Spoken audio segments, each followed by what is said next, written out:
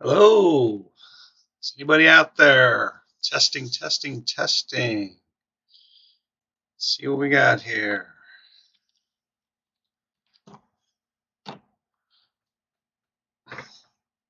Getting everything set up. See if anybody's watching.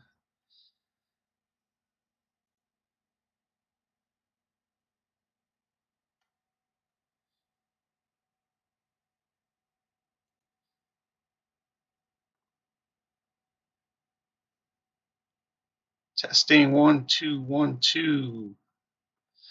Says we got people. Says that the audio is working. And if you're out there, say something on the chat. Say hello. There's 1 2 3 people. All right. Looks like everything is working. It's always nice to see. Hello, Pedro. Celtic Bear. I see your chat. Fantastic. All right. Let's get started. People will be coming on as they can. And remember that you can always watch this live stream later, whenever you have a chance, on your phone, at your computer. I put them up. Usually I try to get them up a couple hours later. And if you have more questions that you don't remember when you're doing the live stream, just put them in the comments and I'll get back to them. And I come back and look at my comments every day on all my videos, try to help people figure out what's going on. So welcome. If this is the first time coming to my channel, I'm Doug the Bee Guy. And my mission here is to help you be an extraordinary beekeeper. And hopefully you won't have some of the same problems I've had in the past. And that's my mission, is to help you make better choices and have more bees survive. Hello, Emma. Oh yeah, Winterize, Brazil. Well, you know, if you don't have winter, it's still at some point, you know, your bees are going to shut down. I don't know if you have I don't think you have like 12 months of um, total production. So at some point when your bees shut down, these are kind of the things that you do when your bees shut down. So if you don't have winter per se, snow and all that, you know, some of this may not apply to you, but some of it does, you know, feeding and checking in, all of that kind of stuff. So that's kind of what we're talking about. Since I live in the North America here in the northern part, we call it winterization because we get snow and that kind of affects the bees. So welcome everybody. If you could, please share this link. There's a share button below this live stream. If you have any beekeeper friends, maybe you're in a bee club or something like that, that would be great if you could share this link. We get some more people on here, more conversation, and it helps everybody out. The more people we have involved, the more ideas we can have. If you have other ideas besides what I say, please put them in the chat so other people can see them. If you haven't already subscribed to my channel, I encourage you to do that so that you can become a better beekeeper. We're going to be putting up, all kinds of videos and tips and reviews of equipment and stuff over the next few months. Hopefully that will help you. And like this video if you get some information out of it. Charleston, South Carolina, winters, yeah, that's not too bad. 25. We have minus 25 sometimes. So, you know, that's a good question, Emma. I'll talk about that a little bit at the end, but I've used both, and I can tell you a lot about both of those kind of hives. After I'm going to do some Q&A at the end of the presentation, and I'll try to get to everybody's questions. If you have questions, please type them in the chat, and I will try to get to everybody. Also, if you have subscribed, make sure that you click on the bell notification so that you get notified when I'm doing a live stream or I put up a new video, because if you don't do that, you won't get notified, and that's just a YouTube thing. You need to click on that little bell. And so I think that's all that we're going to do for the welcome screen. Let's do the intro. 7 steps to winterizing your bees. These are kind of the things that I do to help my bees survive the winter. They don't always survive, and there's a lot of things that you can do, but you're never going to get 100% bee survival. So if you're a new beekeeper, if you have a few hives, 2 or 3, you might get 100%.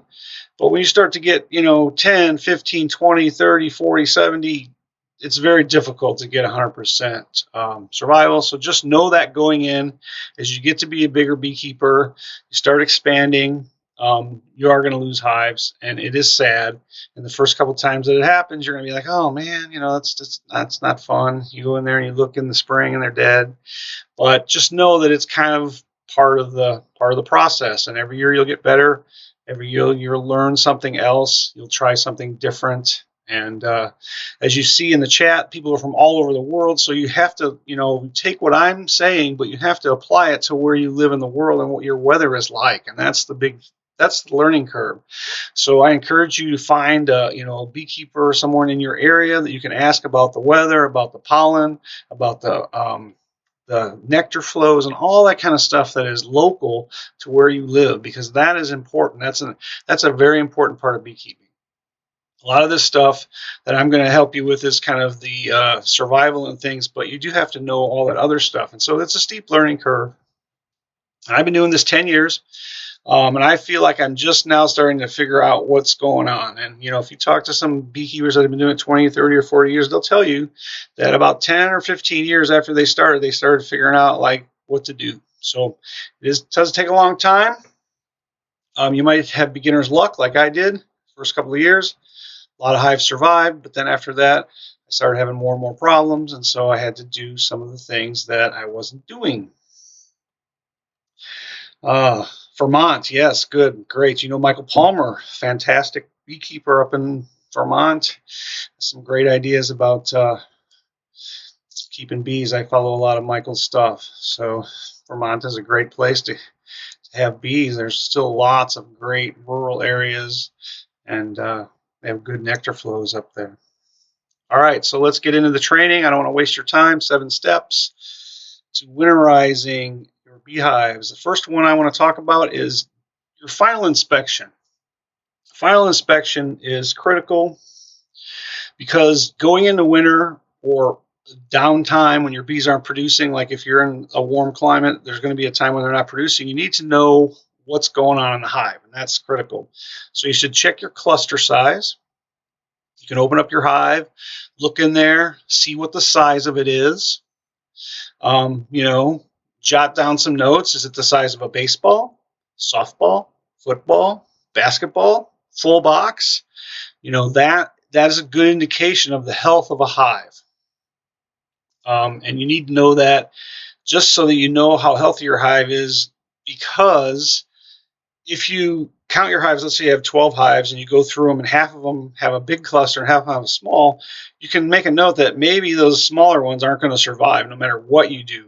And so you can kind of mentally prepare yourself for failure as far as hives dying. You can order some bees, because if you know that you have to order your bees in January or February, so you can get some packages or nukes. And so you have to do all that. You can't wait till April and open up your hives and go, oh, I lost 4 hives, I want to buy 4 more. It's very difficult to get bees at that time of the year in North America. So that's part of it. Just preparing yourself for like the inevitable. And maybe you're busy. Maybe you're like me. You have a million things going on, several jobs, and the final inspection of the year is really just the last time you're going to see your bees. And you look in there and you go, oh, 2 of these hives died already. They went queenless, whatever it is, they got robbed out. And so hive beetles. And so now you got 8 instead of 10. So now you can focus on those 8 and not worry about those other 2. So that's kind of the reason for the final inspection. Check your brood pattern. If it's warm enough, right now here it's about 45 degrees, might get up to 50s or 60s this week. So I might open the hives one more time real quick, kind of check my my brood pattern, because the bees are still laying eggs even though it's cold. And I'm going to feed them one more time. We'll talk about that. And so you kind of got to decide on the temperature when you can open your hive. I don't like to open it when it's below 60 degrees. You can if you're just opening the top and looking in there. But to take it all apart, take all the frames out, I would say at least 60 degrees. You can do it when it's 50. Make sure it's not windy. Don't pull full brood frames up when it's that chilly for very long, because you could chill it and then it's going to die. So that's kind of what's going on with that. Check your honey stores. Make sure that you have enough honey. If it's light, you're probably going to have to feed it, but make sure that you're looking for your full frames of honey. They should be capped at this time, and just give it a general inspection and make some notes about what you saw, so that in the spring, if something happens, it doesn't make it, or if it makes it but it's weak and it's small, you'll know where you started at the end of fall. Because otherwise you'll forget. Hive number 3, I don't remember, was it a big cluster, was it a medium cluster? Now it's barely making it. So I find that if you just make a few notes, even if you just have 2 or 3 hives, you'll be surprised how easily you forget. All right, so that's number 1. Final inspection, check things, and look to see where you're at. I wanted to talk about the cluster real quick. I brought some props this time. I'm going to have to back up here because my camera is. But a lot of people don't understand the cluster, so I've got this roll of paper towels here. A healthy bee cluster in the fall is really about the size of a football. Unfortunately, I don't have a football to demonstrate, but this is kind of about the size. This is a roll of paper towels. It would be a little shorter on the sides. And what happens in a beehive is that as winter progresses, this cluster moves up. And it slowly eats the honey, and it keeps moving up, up, up, up, up. And so just visualize when I'm talking about the cluster, that's what you're looking for. Now, they're not all going to be this big, and as it gets colder, it gets smaller. They'll compress. But typically, what you want to see in the fall is something that's like the size of a football. It should be at least 5 or 6 frames wide and long. And, if it's less than 5, depending on where you live in the country, that's problematic. I'm not saying it won't survive, because I've had hives that survived that were 3 frames. But you'd like to see between 5 and 8 at this time of year. And it also depends on how cold it is. When you look in there, if it's 30 degrees, they're going to be tight. If it's 65, they're not going to be as tight, and they're going to be a little more spread out. Another good way to check your cluster size is to lift the hive up from the bottom, off the bottom board. If you don't have a lot of boxes, you can actually lift it up and look at the bottom, because the bottom presents a better picture of how big the hives are. And if you check on YouTube, there's a bunch of people doing winter checking videos, and you can see a lot of them. They lift the hive up and they look at the bottom. That'll give you a good indication of what your cluster size is. All right, so number 2 is feed the bees. So it's getting to be pretty late where I'm at to feed them. I've been feeding them, but if you check your honey stores, as I said in step 1, and you find that you're kind of light, you don't have full frames of honey above that hive of bees, then you're going to want to feed them. Typically, we feed them 2 to 1 sugar syrup this time of year, as long as they have time to process it and cap it and fill those frames. And that's going to help them survive. Remember, that cluster is moving up. And if they move up onto frames that don't have anything in them, well, then that's when they starve. So just because you have 5 boxes above the brood chamber, if there's nothing in there, just wax comb that's empty, well, they have nothing to eat, and they're going to starve. They're going to get up in there, and they're going to have nothing to eat, and they're going to be just freezing because they're trying to keep warm by eating that honey. So that's a problem. The other one that you should think about is feeding pollen patties or pollen sub. They're not really pollen. They're called pollen sub because they're supplemental. I don't believe there's any real pollen in them at all. Just a lot of different things that they mix up to make it seem like it's pollen. But it really is good for your bees. As I talked about in the last live stream, it fattens them up. They can store fat in their head and their cells, and then they can feed those baby larvae all through the winter. And so it's a great protein source because they're going to eat that, and they're almost done. They're not going to fly much more, maybe another couple weeks, and then they're going to keep all that energy and all that fat inside their bodies. They're not going to use it up by flying back and forth to the flowers and getting nectar and stuff like that. So for people who have never seen a pollen patty, I brought one, another visual aid. This is what's considered a 1 pound pollen patty. And I believe this is Ultra Bee, made by Man Lake, but there's a million different brands, you know, a million different kinds. And what I do is I put 3 of these patties on, at least 3, by the end of this fall here. So 1 a week, maybe 2 a week, depending on how big your hive is, how quickly they're going to eat them. You don't want to put so many that they can't eat them, because remember, there's hive beetles that can lay eggs in that, and there's all kinds of other problems. So you can't just pile them on and go, oh yeah, I'm really busy at work, I'm just going to put like 7 patties on and never look back. You can't really do that. So I try to put 2 on. 2 of those patties will cover the whole brood chamber, and believe it or not, this time of year they'll eat that in a week. So I did one 5 days ago, went back, it's totally gone. And this is another good indication of your hive strength and healthiness. If you put one of those on there, they don't really eat it, but all your other hives have eaten it, that usually tells you there's something wrong with that hive. Maybe they're not making brood. Maybe there's a problem with the queen. You know, typically if you have 10 hives, like I said, that's our example, and you feed these patties to all of them and 2 of them don't eat it, there's something wrong. If everybody else is eating it. Now, if you do it and 10 of them aren't eating it, well, maybe their patties are old, or they don't like them, or that kind of bee doesn't like it. And I've run across all these things in the years that I've been doing this. Sometimes, certain breeds of bees don't like the pollen patties. But like I said, if you do it across all of your hives and they're all eating it except for a few, that sometimes is an indication that you might want to give that hive just a little bit more attention. So again, feeding is, personal preference, but I believe that you should feed your bees.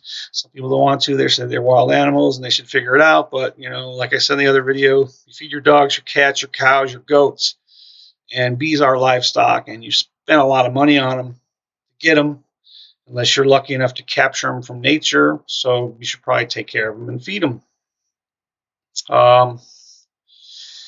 Do you have full hives of frames, or do you include a dummy board? Emma. That is a great question, Emma.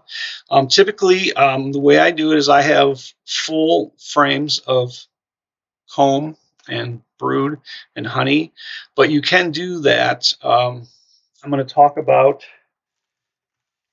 a insert that you can put in your hive for insulation later, but you can also use this material for a dummy board like you were just talking about. So if you have 6 frames of bees in your hive, you put one of these pieces of foam in there where the 7th frame is and just block it off so that they don't have to heat the whole box. So that's a fantastic question, and you absolutely can do that. If you got started later, if you don't have a huge cluster and you want to cordon off the space, that's why a lot of people are doing the overwintering nucleus colonies, which is what I do. If you look at some of my videos, you'll see that I run my colonies as 2 nucleus colonies side by side all the way up. And what happens is to me, the survival rate is better because it's a much smaller area for them to control. They seem to manage it better. It's more vertical. It's more like a tree. It's narrow and tall. And it tends to, I think the survival rate is better for me and where I'm at, because I used to do the full-size hives, 2 deeps, and this I tend to do smaller boxes, and we can talk about that sometime. All right, so that's feeding. Let's get on to number 3. Treat the bees. I've seen hive beetles quite a bit in my hives this year because we had so much rain and it was quite hot. And so I had these little beetle traps in there. I think they're called beetle barns. You can search on the internet and find them. They're pretty good. I have tried the ones with oil. I didn't like those ones. They made a mess. But what I found recently is there's a lot of people using Swiffer sheets, the generic Swiffer sheets that you can buy at like the dollar store. People have been cutting them up and rolling up little pieces and putting them in there, and then they show their hive a couple weeks later, and there's all these little hive beetles that got caught in the fiber of the Swiffer sheet, and it seems to be fantastic. There's no chemicals on it, and I'm going to try that. I'm getting ready to do my final inspection like I just talked about, and I'm going to cut some sheets up and put those in there to kind of get the last hive beetles that are there. I did use the beetle barns, and they did a pretty good job. Now, we don't have hive beetles here like you have like in South Carolina, wherever it is, or Georgia or Florida, where it's always humid, and they get, I mean, they open their hive and there's thousands of them walking around in there. I've seen pictures of these guys with literally a beetle barn will be full of hundreds of dead beetles.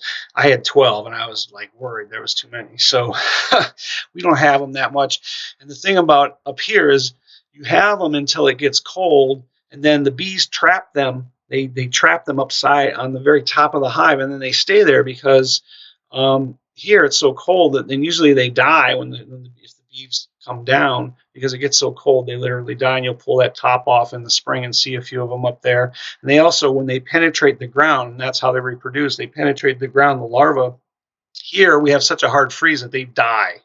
They don't survive the winter here, so we don't have that generational hive beetle where you got 20 and then next year you get 40 and the next year you get 60, which they have a little bit further south. We don't have that problem up here, luckily, because we have enough other problems. We don't have typically the hive beetles that will take over a hive unless the hive dies and you aren't paying attention and you leave honey, typically not honey, but lots of pollen in there. Hive beetle gets in there, pollen, and lay an egg, and then you have the little larvae that start taking over. So, but you want to check for your hive beetles, put some kind of a trap in there, especially if you live where it's warm, and then do a final mite treatment. I suggest doing some kind of an oxalic acid fume, especially once they stop producing brood. It's been proven that if you do one of those fumes after they produce brood, you can get almost a 99.9% efficacy rate. So you literally kill all the mites on the back of the bees, and they go through winter without any kind of parasite sucking on them. It's a fantastic way to get them all. And then check your hive in the spring. You can do a test, see how they're doing, but that's what I would recommend. There are a lot of other, you can do an oxalic acid drip, you can do an Apivar treatment with the strips. There's a lot of stuff out there, and do your research and figure out what would be good for you. But I would suggest that if you did test, like I talked about in the last video, and I'll be putting up another video that shows how to test your mites. If you did a test and you have mites, I would suggest doing something before winter sets in. That's kind of what I'm going to say about that, because I know everybody's sensitive about mites, but bottom line is that mites are the #1 killer of your beehives. So we have to do something. All right, so that's step 3. Treat your bees, do something. Hopefully it's the right thing. Step 4 is, I find, is the one that most beginner beekeepers have the biggest problem with, because there's a lot of information, and everybody's different. Everybody lives in a different part of the country or the world, and that's why I say find somebody in your area. But reducing the size of your hive is very important. So let's say you have, in this part of the country, we pretty much use 2 brood chambers for the bees, and then the rest of it is honey supers. So you have 2 brood chambers, which are the 2 deep boxes, the 9-inch deep boxes, if you live in this country and use a National Hive 9 and 5/8. So 2 of those is where the bees live, and then above that is honey. And so what happens is they fill the thing with honey, hopefully, and you take those honey supers off and you extract them. And some people put them back on so they can clean them, or I put them out in the big yard where the bees all go and rob them out. But you don't want to put them back on. Or if you put them back on to get cleaned, you don't want to leave them, because remember I talked about that cluster, and I'll get our cluster back. It's moving up, and if it goes beyond the brood nest and it goes up into the honey supers and there's nothing in there, they're going to die because they don't have any food. So you don't want to leave those boxes on there once you've extracted them. Now, it seems like common sense, but you should be surprised. People say, oh, well, they told me to put 6 boxes, 2 for the bees and 4 for honey, and then when they extract them, they leave them. So you don't want to do that. You want to store those somewhere. And you want to keep the bees in the lower two boxes. Or if you're in the south where Emma is, sometimes they do a one brood box and one shallow. Or sometimes they do 3 mediums. So the configurations are different all over the world, and you kind of have to figure that out for yourself. But the point is, you don't want a lot of extra empty space. You want to condense the bees down into the smallest amount of space that they can survive. And that way, when you're doing this feeding and they're doing the final filling, they're going to pack that with as much honey or sugar syrup as they possibly can, and it's going to constrict their cluster. They won't have to keep as much area warm. They won't have as far to move to get to the food. And so the smaller the area that you can condense them in, the better, which is, again, why I think the nucleus hives tend to do better, because they're in a smaller area. I once had a hive that I didn't do anything to. I didn't even know it was alive. It was 5 frames of bees, one level, and it survived our cold winter because they just did their thing, packed themselves full of food, and they had enough food, believe it or not, in that one little 5-frame box to survive a really cold winter. So they figure it out. And sometimes we have all these big things with lots and lots of levels, and it doesn't work. Now, I had a hive right next to that had 2 brood boxes and 4 things of honey, which I just said don't do, but those were all full. And they died, and I checked it, and they died from mites. So they would have survived because they were a huge hive with all that honey. They didn't make it. The one right next to one, that little box, did. So, some of that kind of stuff is just nature doing its thing. The good news is I got 4 supers of honey in the spring to extract and sell. So, that's the kind of thing that happens. All right. So, remove excess honey supers. The other thing that is very important for beginning beekeepers is to take out your queen excluder. A lot of people forget about it. They get busy. They got their jobs. They got stuff going on, playing with their kids. But remember, this cluster is moving up slowly, slowly, slowly, slowly. Well, if you got a queen excluder in there, that queen, she can't go. That's the whole point, right? She can't go any further. The bees go up. She's down here. She dies because she gets cold. They're up here. They continue eating, but then nobody's making babies, and so they wither. You'd be surprised how many times people forget to take their queen excluder out, especially if they use that really thin plastic kind. I got rid of those because they weren't working as well for me. I used the metal ones with the big wooden rim. They're a little more expensive, but you can actually see them. When you walk in your bee yard, you can look down the line and go, oh, yeah, I forgot that one. With that little plastic one, it's a lot thinner, and sometimes you can't even see it if it's the white color or whatever the color of your hives are. Excuse me. So remove the queen excluder. Very important. You don't want to trap her down. She needs to be with the cluster so that she doesn't die, and then so that she can make babies all winter. The other thing is that most people don't know that bees make babies starting in usually December in this part of the country.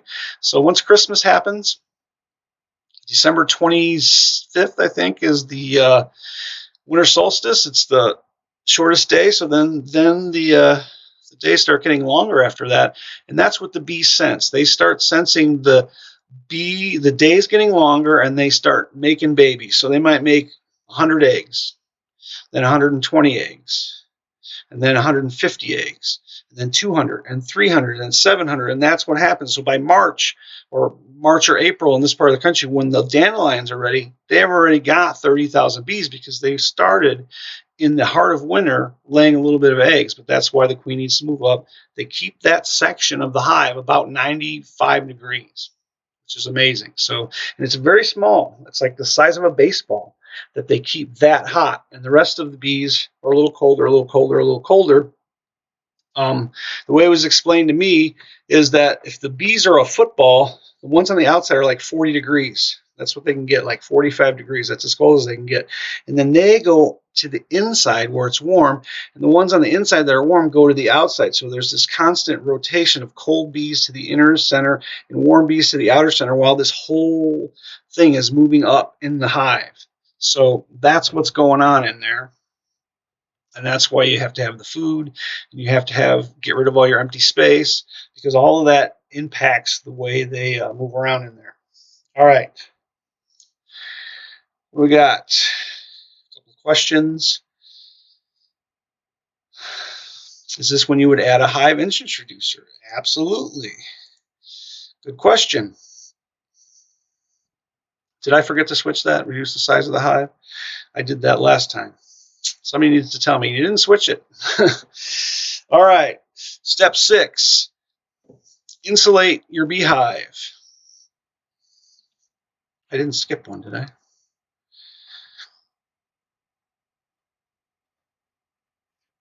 Yeah, I did. Step 5. I guess I see what happened. Yes, Emma, I had the on step 5 when you guys I forgot to talk about what's step 5?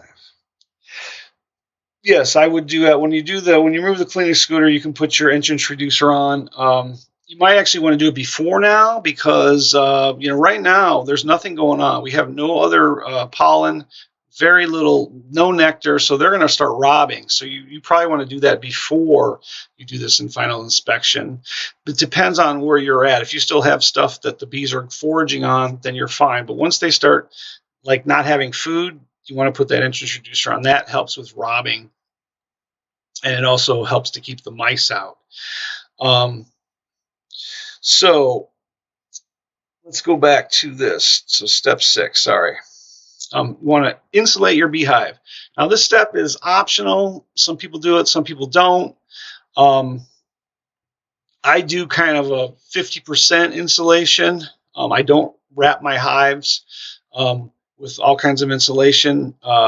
There's a lot of people that do that. If they live in Nebraska or Montana or north, they cover them with total insulation and do all kinds of things. Because a lot of those people live out in the middle of nowhere. There's no wind breaks. I live in the forest, so a lot of my bees have trees around them.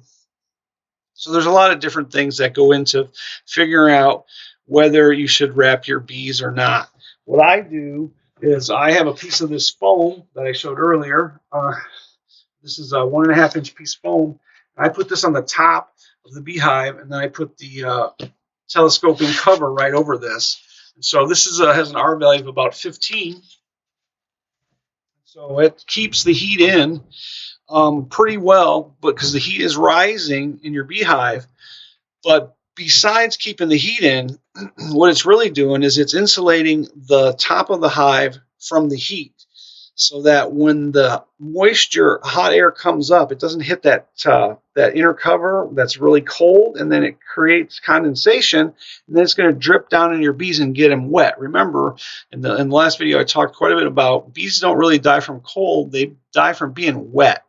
So if they get wet, they can get like hypothermia like humans can, and that's a problem. So, they can survive amazingly cold temperatures as long as they have food, they're dry, and they're in a tight little cluster. They just, as it gets colder and colder and colder, they just get smaller and smaller and smaller. And that little movement where the bees are on the outside, they go into the center and get warm, and it just keeps going like that. And they can get really, really small, and then they move up slowly and eat that food. But if they get wet, that's a problem.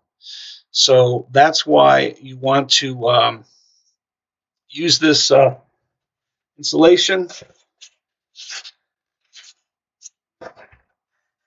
and keep it there. I feel like I missed a step, and I don't know if maybe my slides got messed up on here because I'm looking at an outline that I had, and then I'm looking at this. So the other thing is, I'll go back to that. The other thing that you want to do is you can wrap your hive with roofing felt. I see a lot of people doing this. I personally have not done it, but I'm going to try it this year. And what the people that do it say is that it doesn't really keep your hive that much warmer. But what it does is when the bees come out to forage, like in January or February, when they need to like go to the bathroom, there's really nothing for them to eat, but they come out and they do a cleansing flight, they can get back on that black paper, and that's warm, and it warms them up just enough so they can get back in, and they don't have as many die when they come out and it's full of snow and they go to the bathroom and they get frozen and they get on the side of the hive. So it's not necessarily warming up the hive, even though it's a black paper on the outside. It's more for the bees that come out outside and do that. And it does keep it does keep rain and stuff from getting in. But there's, a lot of people, like I said, do it. Some don't. I've never done it. I'm going to try it this year to see if it makes a difference.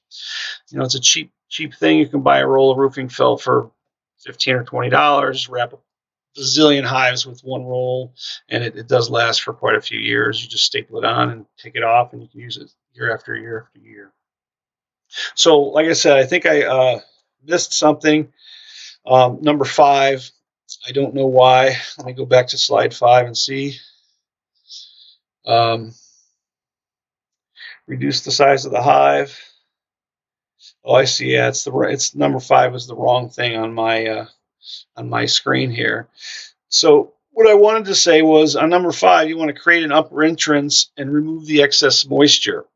And that's why I got sidetracked here. If you don't remove your excess of moisture, that's when the bees can get wet and cold. So what I do is I drill a hole in one of the top honey supers or the top brood chamber. Depending on how my configuration is, usually I just have 2 deep brood boxes. And so then I would drill a 3/4 inch hole in the middle of the top of that box, below where the telescoping cover comes, but just close to that, and then the bees can come out there and the moisture can come out. And on a cold day, you can actually see the steam coming out, just like when you can see your breath, you can see it. If your hive is alive, you'll see some steam coming out of that hole, and that gets rid of that excessive moisture. And so if you do that and you put that piece of insulation under the cover, that's going to do as much as you possibly can to keep the moisture out of your hive and keep the bees dry. The other thing that you want to do is to have that extra entrance, is because if your bottom entrance gets covered by rain or snow, if you have your hive tilted the wrong way and there's water there and the bees can't get out, they come out in the water and they get wet and they die, then you have another entrance that they can go out, they can go to the bathroom, they can come back in. And I've had this happen to me many times before I was using the upper entrance. My bees would be trapped in the bottom because maybe, let's say you didn't treat for mites and half your bees died, but half of them were still alive and they'd be fine. But now they can't get out of the bottom because those dead bees have stacked up so much that they can't get out. They're not getting ventilation, and so they can't really ventilate their hive, and then they die from gosh knows what. They can't get out. They can't go to the bathroom. It's wet, and they get wet in there, and then you open it up in the spring and they're all wet and dead, and it's a big mess. But if they would have had another entrance, those ones on the bottom would have been dead, but they could still get out. They could ventilate. They would dry it. And then you'd open it up in the spring. Those bees on the bottom that were dead would all be dried up. They'd be like dried up carcasses because the ones that were alive would be ventilating, getting the moisture out as those decompose. And you'd have half a cluster that was still alive. And then you have a survival. And then you can deal with the problem that killed half the bees in the spring. But if you don't have that extra entrance, you've lost the whole hive. So if you don't do any of this stuff, I would say an upper entrance is paramount to a lot of this. All right, so we're on to number 7, even though we had a little faux pas here with 5 and 6. Kind of securing the whole hive. And this depends on, again, on where you live and what kind of wind you have, and if your bees are out in the open. If you have bears, you use the bear fence. But bottom line, you should put at least a brick on the top. So if you get winter snowstorms or winter storms or monsoons, I don't know what kind of weather you get in Brazil, Pedro, but any kind of wind, or that's could pull the top of your hive off when you're not there.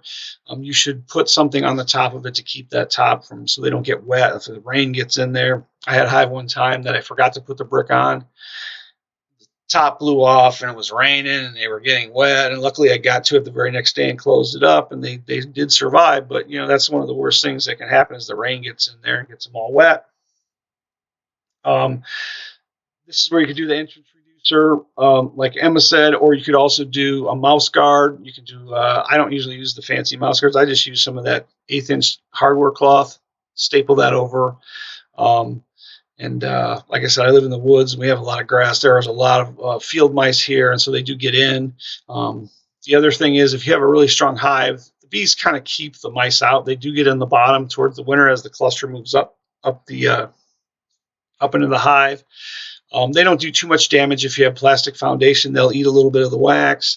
Some of the honey, they'll make a nest in the corner. If you have a wax foundation and you don't have plastic, they can make a big mess. They can eat all of that wax, all of your stuff is gone. And then when you get there in the fall, you pull your frames out, there's a big hole where the nest was. So it's worth it to put a piece of screen or something like that on there to keep the mice out, because they are kind of problematic for that kind of thing. And then I have used straps for securing your hive. Maybe you just want to use one of those hardware straps that they sell at the big box stores and strap your hive to the hive stand. That'll keep it from blowing, opening, anybody messing with it at all. I don't personally do that, but I've seen a lot of people that do that, especially people that live in the plains, Montana, South Dakota, North Dakota, where the wind, 50, 60-mile-an-hour winds come across there, and they can't get to their bees for quite a while because they're out in the snow. They strap them down to the pallets a lot of times so that they don't move. And that's kind of what's going on. All right, that's kind of a quick run through the 7 steps of what I would consider basic winterizing your hive. If you have any questions, put them in the chat. I'll try to answer them, and we can go from that. See what's going on. Is anybody still out there? That's the first question. Anybody out there? Let me go back through here and see who said, oh yes, Emma said, you prefer wooden or poly hives? And that's a good question. So when I first started 10 years ago, Emma, I used this foam to make all my beehives. I didn't have very much money. I couldn't afford wooden beehives. And when I first started this, a sheet of this material was like $12 for a 4x8 sheet. And I could make like five boxes of beehives out of this material. So I used this pink foam. I cut it. I glued it together with the special glue that you need, and I made beehives. And I used it for years. I still have some of them. It works really well. The bees do chew it a little bit. It's not quite as hard as a material as the polystyrene hives that you're probably talking about, the ones that are pressed. You know, they press them in a mold, so they're really hard, and the bees don't usually chew those. But it works good. But did I have like an amazing 100% success ratio over winter? No, because you still have all the other problems with the mites and the things and the diseases and all the other things. And I thought I had invented this great thing, and all my bees were going to survive, and it was great. And then back then, the polystyrene hives didn't even exist, and then somebody came out with them and started selling them. But I think it's just one of those things, like, you could do it, you could not do it. I don't know if it's like a silver bullet. Does it keep them warmer? Absolutely. You know, wood has an R factor of 1.5, depending on how thick your wood is. That polystyrene, like I said, is between 12 and 15. So it takes, you know, if you want to do the math, it takes like 12 or 15 times longer for the heat to move through the wall. So obviously it's going to keep them warm. So, but again, you know, the scientists say the bees don't die from cold, they die from being wet. So, you know, it probably helps them survive in the smaller nukes, those little polystyrene nucleus things that you can buy. That might be, you know, because they're going to eat less if they're warmer. That's the only thing. So heat and food is the two things you need to think about. If they have to keep warm, they're going to eat honey. And so the colder it is, typically the more they eat, because they need to keep warm. So if you have a really, really cold winter, they're going to eat a lot of food. If you have a warm winter, they don't eat as much. And sometimes they can even go out and they can, you know, go to the bathroom. So those are kind of my my experiences with that. Can full hives survive winter, or wooden poly hives more hard wearing? You know, I don't have any experience with the flow hive. It seems like it would be the same. It's got the wood on the sides. As long as you close up all the windows, obviously, you don't let expose the windows to the elements, I would think you just have the same amount of odds of surviving as a regular hive. I wouldn't worry about that. I don't think it's going to have any effect on whether your bees survive or not. And that's the other thing. A lot of this, you know, there's all kinds of fancy equipment that you can buy or not buy. And a lot of it is, you know, if you follow the rules as far as, you know, feeding your bees, keeping them dry, checking the mites, doing all those things. Those things are way more important than buying fancy equipment that's got a certain, they say it does this and they say it does that. I would say focus more on the beekeeping science of it and less on the fancy equipment. I like fancy equipment just like the next person. I have a lot of it, but it's not necessarily the thing that's going to keep your bees alive. It's going to be the day-to-day checking your bees, checking for diseases, make sure they have a lot of food, make sure they're in the right spot, they're facing the right, all that kind of stuff that you learn as a beekeeper, I think is more important than what kind of box you put them in. So I'm sure there are people out there that would disagree with me, and if they have experience other than that, that'd be fantastic. I'd love to find out. I would love to find the box that keeps your bees 100% of them alive every year, but I don't know that it exists. I think it's just the beekeeper that has that is the one who checks his hives the most, makes sure there's no problems, no pests, and makes sure they're fed and puts them in the right spot. And that's the one that has the highest success, not the one that has the fanciest box. All right, well, I think we're going to bring this to a close if we don't have any more questions. Like I said, if you come up with a question later, you can go back to this video and put it in the chat or the comments, and I'll get to it. If you like this video, please share it. And if you haven't already, subscribe to the channel. We're growing pretty well, and it's exciting to see a lot of new beekeepers in the world just getting into this hobby or enterprise, depending on whether you're doing it as a business or a hobby, but it's fantastic. And I can't say enough about the joy that the honeybees have brought me over the 10 years that I've been doing it. And I hope that it's bringing you guys joy also. And how often should you check your hives throughout the year? Fantastic question, Emma. I would say that minimum every 14 days. So, and the reason it's 14 days is because if your queen dies, you can catch it in 14 days. You can put a new queen in there and they have almost no problems surviving. So if you open your hive on day 1 and the queen is laying eggs, that's great. Open her on day 14, there will have been hatched brood and more eggs and more larvae. But if you open it on day 14 and there's nothing but sealed brood, that means that the queen died and there's no more eggs and there's no more brood except for the stuff that hasn't hatched. So that's kind of the key. So I would say every 14 days. You could go, maybe a little bit longer, but that's kind of the minimum. I would go every 14 days and check them, especially throughout the summer. I know when you're a new beekeeper, you want to look in there every day, and some people say that's bad. It holds the bees back. I don't know if it holds them back, but you do kill a few bees every time you get in your hive, so that's kind of a problem. No matter how careful you are, you crush some. And so the biggest problem with that, opening them like every day or every 2 days when you first get them, is because you could crush the queen by accident when you don't know what you're doing. So that's the biggest problem. So yeah, I would say every couple of weeks. And get in there and see what they're doing. I know, I would not suggest leaving them alone and not messing with them, because the whole point of having bees is learning about them and seeing what they're doing and understanding whether they have a problem or not. If you just put them in a box and you leave them alone, then what good is it? I mean, it's kind of cool. Sit in the lawn chair, watch them come in and out, and that's very calm and peaceful. But I would say, look in there, see the queen, try to find her, see how she's laying the eggs, see the different stages of the larva, when it's capped, when it's uncapped, how it looks when they just have the egg, and when it's just turning into the larva, and all the royal jellies in there. All those things that you can see are very amazing to see the whole process, and I think that's part of it. Have bees are just doing research. That's fantastic. So that's great. This is the way to do it. I actually did research for 6 months before I started. I took a winter. I bought a bunch of books and read them. I went online. Like 10 years ago, there wasn't as much online as there is now. And I did some research and kind of figured out, that I wanted to get into it. And that's kind of how I started. So, all right.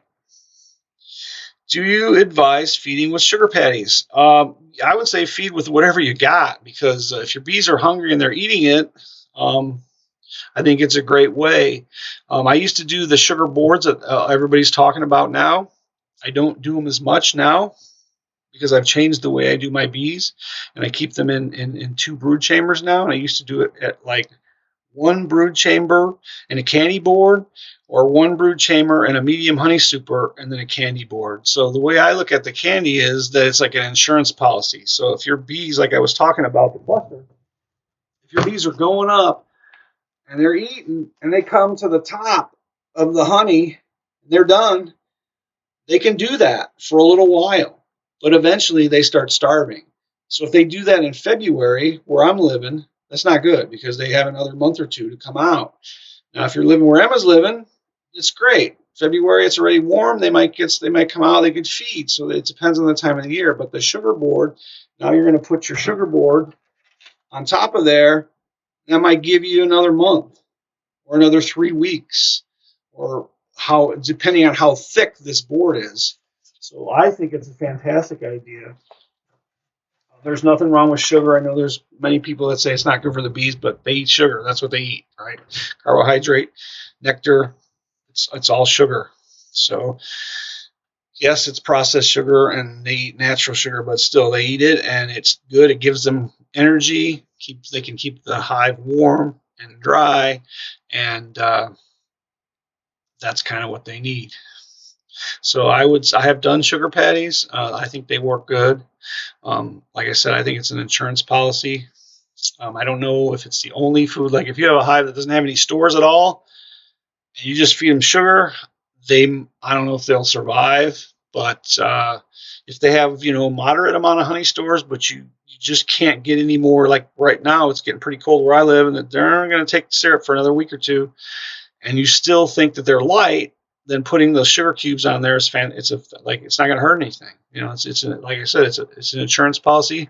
Put a rim on there, put some of those on there, put your insulation, close it up, and go out there in January and pop the top and see what they're doing. If they're on those sugars, then you know that you saved them, and they would have starved. If they're not quite up there yet, then you know that maybe you didn't need them, but so what? It's a few dollars for sugar. Doesn't hurt anything. I think it's a great insurance policy. It used to make me feel better when I'd put them on there, and I knew that they had enough food. They would not starve, and it wouldn't be my fault for them starving. They'd die from something else, but they wouldn't die from starving. All right, we have any other questions? Hopefully you guys enjoyed this. Please give me a thumbs up if you did like it, and share it with your friends, anybody else that you think would like it, and subscribe to the channel. And like I said, I'll put this back up as a video in my link there, and you can go back to it and review, take notes. And I enjoyed it. Until next time, be extraordinary, and I'll talk to you guys soon.